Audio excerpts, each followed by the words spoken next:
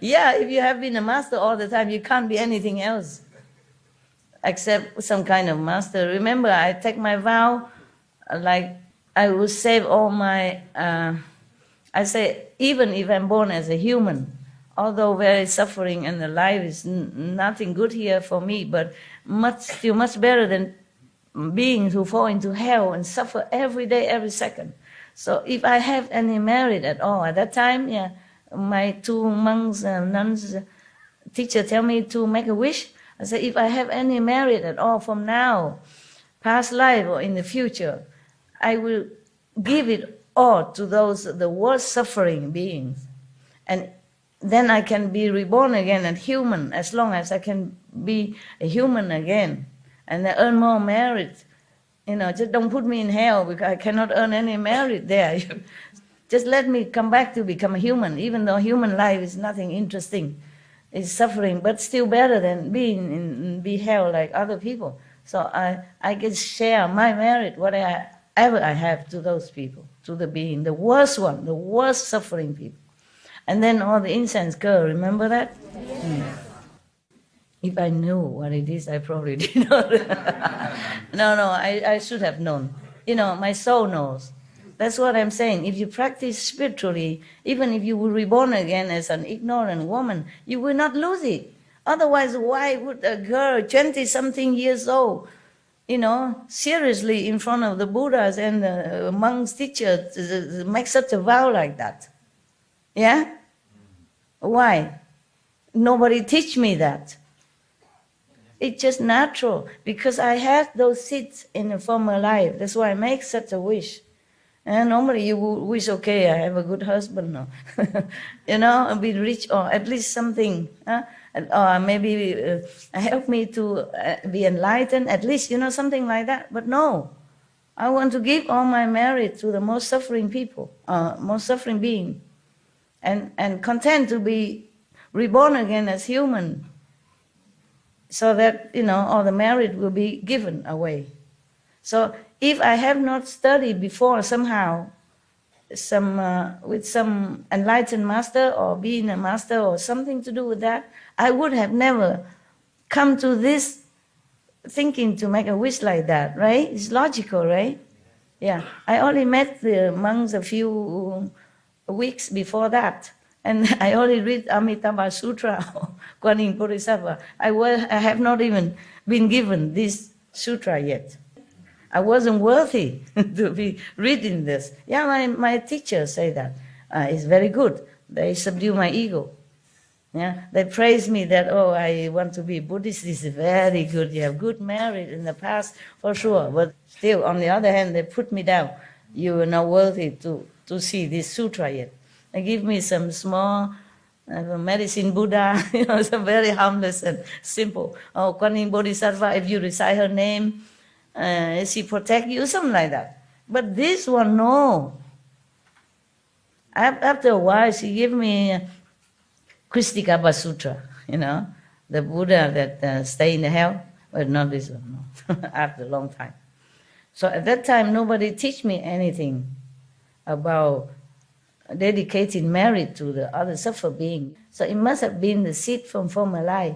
Yeah, that's why I told you, if you practice now and you're humble enough and you just don't think you are sage, then even if you die and you have not reached the complete liberation, you still have the seed in you, and you continue being a good human, yeah, or being a charitable person and earning more merit, and then continue your path, yeah. But I don't want to let that happen to you. Even if you're low or high, you go up first. Don't stay here. No.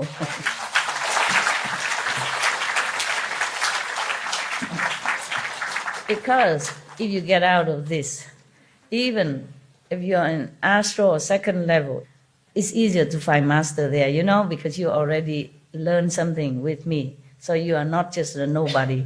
They will let you enter in this meditation hall, that lecture hall, to listen to other master, even if I'm not there. But I will not leave you. Of course I will not leave you. I will continue teaching you. The other question is, why is the war, why is disaster, why is catastrophe, etc., yeah? Well, you see, we cause all this ourselves. I'm sorry to say. We are all responsible for whatever happened to us.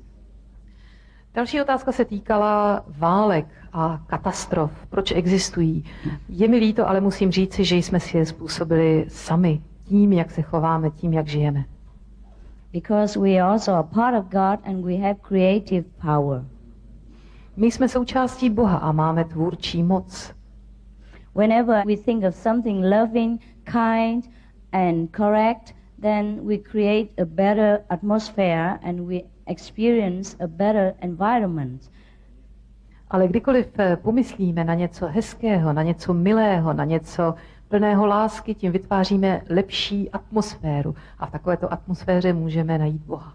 Just like when we love one another or when we fall in love, doesn't that feel good? Even though you cannot prove what love is, you cannot touch it, but you know it's love and you just feel so good, so good. Když se zamilujete, je to nesmírně krásný pocit, i když láska jako pocit je něco nehmatného, nemůžete se toho dotknout, ale je to velice příjemné. And everyone around us also affected by this happiness. A jako kdyby se toto štěstí kolem nás dotýkalo všech lidí, kteří jsou v blízkosti. We can love everybody else when we're in love. We can kiss everybody else as well because of the power of our love. A vlastně už potom naše láska a naše city směří k tomu jedinému člověku, protože právě tohle je síla té lásky. And when we hate someone, we create hatred, when we have jealousy, when we have a lower kind of attitude and quality, then we create a very negative atmosphere, and that in turn also affect ourselves and affect someone around us. Když naopak cítíme nenávist, žárlivost, když cítíme takové ty nízké pocity, pak okolo sebe vytváříme atmosféru nenávisti, která se šíří a postihuje i lidi, kteří jsou kolem nás. And when too much of this negative and hatred atmosphere were created and they are drawn together by the law of like attract like, then it's become more vast and more powerful, and that will influence even the weather, influence the people's heart, and that will cause disaster, that will cause war. Když je nenávisti a nízkých pocitů příliš mnoho, vytvoří se atmosféra, která může ovlivnit dokonce i počasí, která může vyvolat přírodní katastrofy a která může vyvolat válku. Don't you notice that sometimes when you are in an angry mood and you respond very sharply to other people, they also feel agitated. They also feel angry toward you. And then sometime finally you both will fight each other because of this very pressurizing atmosphere of hatred and anger. Nevšimli jste si toho, že když někdy v sobě cítíte zlobu, nenávist nebo agresivitu, někdo vám něco řekne, vy mu odpovíte zlobným způsobem a ten člověk také reaguje podrážděně a tím se vytváří atmosféra nenávisti, nespokojenosti. Je to jako kdybyste nesli nějaký přetlak, nějaké břemeno. So when much of that going on in the atmosphere, then it become real, it become materialized in some concrete disaster like bad weather or war or epidemic, etc. Když je takovéto nenávisti v atmosféře příliš mnoho, zhmotní se v nějakou pohromu, v nějakou katastrofu, ať už je to špatné počasí, ať už je to válka nebo epidemie. And this atmosphere, of course, it will be attracted to wherever already the thickets of this kind of quality. Yeah, it will sample all the scattering negative energy together where it's already the densest so-called clump of energy, of negative energy. Then it will happen. Bad things will happen right there. A tak se mohou v některých částech světa vytvořit takové chuchvalce záporné energie, ke které se přidávají další záporné emoce, tak jak jsou přitahovány z celého světa a tam se potom může skutečně odehrát něco špatného. So make sure that in our lives we give love more and more, and we think before we act, and we stop before we think anything negative. In this way, we also contribute to peace of the world. V našem životě, v našem světě se může stát mnoho negativních věcí a tyto věci můžeme i my vyvolat. Takže předtím, než cokoliv řekneme nebo uděláme, přemýšlejme, jestli nemůžeme tomu zápornému nějakým způsobem přispět a jestli bychom naopak nemohli udělat něco dobrého, abychom tento svět učinili lepším. But as mentioned earlier, ignorance is the only thing to be blamed for all these bad things that happen to us. Ignorance, not knowing God, that's the only criminal in this world and any other world. Ale jak už bylo dříve řečeno, tím nejhorším zlem je nevědomost. To nevědomost, to, že neznáme Boha, může za všechno to zlé, co se v tomto a v jiných světech odehrává. Because if we are enlightened, if we know God, we'll be so happy, so blissful that we could never do anything wrong, or very less likely to do things wrong, because we are enlightened. We are wise, we know what's right, what's wrong. Protože když jsme osvícení, když jsme poznali Boha, jsme sami tak šťastní a tak blažení, že nemůžeme prostě někomu způsobit nějaké zlo, anebo ta pravděpodobnost je úplně minimální, protože sami jsme šťastní a to štěstí kolem sebe šíříme. So the best thing anyone can offer us is enlightenment. The best thing I can offer you is enlightenment. More than gold, more than diamond, more than anything that is so-called best in this world. To nejlepší, co vám kdo může nabídnout, je osvícení. To nejlepší, co já pro vás mohu udělat, je osvícení. Je to mnohem víc než všechno zlato a všechny drahokamy tohoto světa. Because even if I give you money, if I give you house, these things will also pass away. Will be also maybe destroyed by war, by fire, or by accidents. But if I give you enlightenment, you'll be able yourself to do everything that you need to do and to earn anything that you need to earn to protect yourself, to take care of yourself forever. Even if you lost your home, you lost your money, you will never lose your enlightenment, your wisdom. You can always start anew again. You can always find ways to survive. I like what the brother had to say. We need to understand that SMTV is the medicine for this world today. Okay. SMTV is going to spread, and it's going to be for the universe, for the future, because everything Master is doing is being documented now. So have a living guru, a living spiritual master documenting. Who documented? SMTV, all about you, Master, all about your disciples, Master. The more people see, the more people will get. Even having SMTV just playing on your computer in a room, the energy changes. Yeah. The same way Maya works, the molecular structure of most things in our young people, they hear the same things over and over and over. It's played at a certain decibel. The same way SMTV is counteracting that. It is the medicine for this age. So wherever you are, wherever you live, if you leave SMTV on in the corner of your flat, it spreads throughout the whole building. Yeah, it does.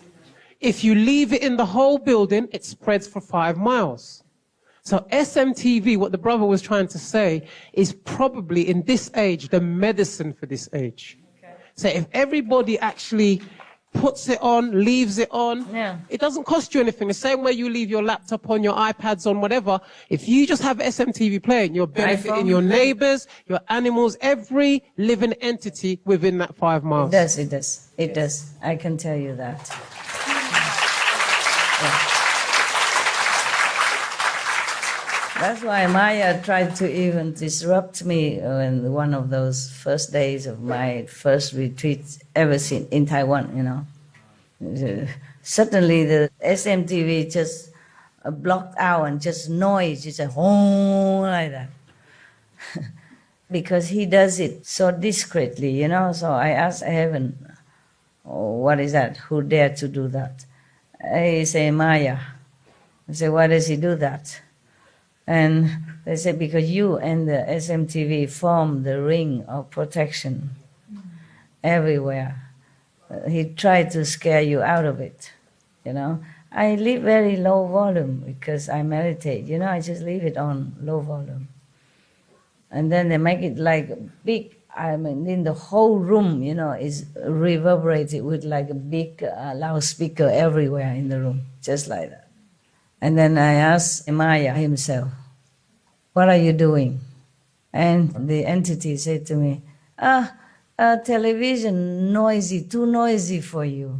I stopped the television. Understand? I haven't said no. He wants to stop the energy, break the protection ring. Of course, I knew that also, but sometimes the Maya is very tricky. You know, he does things, but he hides his hand. Maybe you think he's in trouble with your TV. He's not. Just like he make a little bird, you know, make a trumpeting like an elephant, just to disturb me. TV is too noisy for you. Even call me master and all that, as if he's some very good being or angel or something. TV is too noisy for master. Sometimes he can disguise, make himself look like he's concerned about me. I know the trick. Tell him lie and all that, you know. I say, I have no respect for you. You're just too much, you know, below the dignity even for Maya. Okay, but sometimes he cannot hide. If I tell him, ask him directly, he has to admit it. Yeah. First he say he's an angel, he's a whatever, you know. I say, tell me the truth. And then he has to tell